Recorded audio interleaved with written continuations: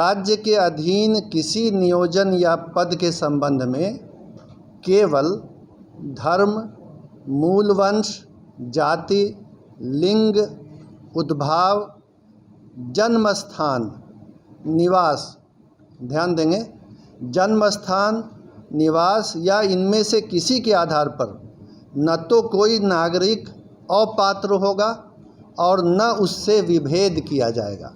मुख्य सचिव आमिर सुबहानी ने साफ किया है कि शिक्षक नियुक्ति में देश के सभी राज्यों के अभ्यर्थियों को मौका मिलेगा।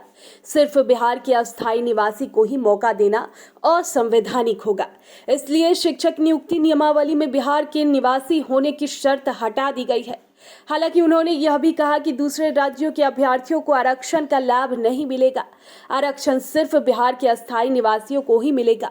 मुख्य सचिव ने सोमवार को पुराना सचिवालय के सभागार में आयोजित प्रेस कॉन्फ्रेंस में कहा कि बिहार लोक सेवा आयोग द्वारा की जा रही शिक्षक नियुक्ति में बिहार राज्य के अस्थायी निवासी की शर्त हटा दी गई है। इस शर्त को रखना व्यवहारिक और कानूनन संभव भी नहीं है। आर्टिकल 16 में बिल्कुल स्पष्ट है कि राज्य के अधीन किसी नियोजन एवं पद पर जन्म स्थान अथवा निवास स्थान आदि के आधार पर कोई नागरिक अपात्र नहीं होगा। अगर ऐसी कोई प्रक्रिया शुरू होगी तो ये असंवैधानिक भी होगी। कहा कि बीपीएससी द्वारा पहले भी 3 बार 1994, 1999 और 2000 में शिक्षक नियुक्ति के लिए परीक्षा ली गई थी। उस समय भी ये नियम था कि देश का कोई भी नागरिक परीक्षा में भाग ले सकता है और चयनित हो सकता है। दीक्षांत एडुटेक लाया है दीक्षांत ई लर्निंग ऐप। बने दीक्षांत का चैनल पार्टनर और अर्न करे लाखों रुपए प्रति महीने। चैनल पार्टनर बनने के लिए विजिट करें www.दीक्षांत। ये नियमावली वर्ष 1991 में ही बनी थी। इसमें भी बिहार का स्थायी निवासी की शर्त नहीं थी। वर्ष 2012 की नियमावली के आधार पर हुए शिक्षक नियुक्ति में 1,68,000 पद के विरुद्ध मात्र 3413 ही बिहार के बाहर के चयनित हुए थे। इससे ये बात भी सामने आती है कि दूसरे राज्य के अधिक लोगों के चयन की संभावना कम है।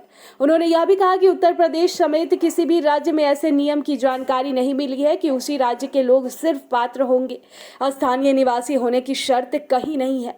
मौके पर शिक्षा विभाग के अपर मुख्य सचिव के पाठक ने कहा कि दूसरे राज्यों के लोगों को आवेदन मौका नहीं देने के मामले में दर्जन भर से अधिक रीट न्यायालय में दाखिल कराए गए हैं। झारखंड सरकार डोमिसाइल मामले में सुप्रीम कोर्ट गई थी, लेकिन वहां हार गई। अब झारखंड में भी नौकरियों में दूसरे राज्यों के अभ्यर्थियों को आवेदन का मौका है।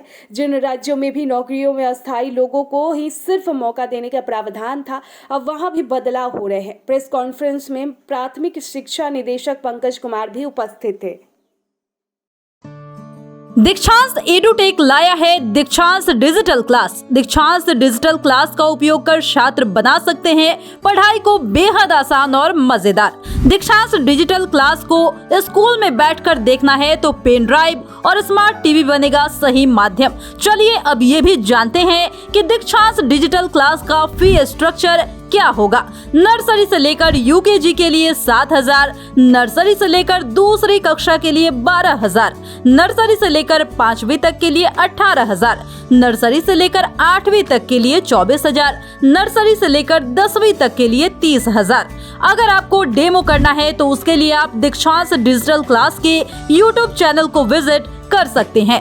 हमारे YouTube चैनल को सब्सक्राइब और Facebook पेज को लाइक करना ना भूलें। धन्यवाद।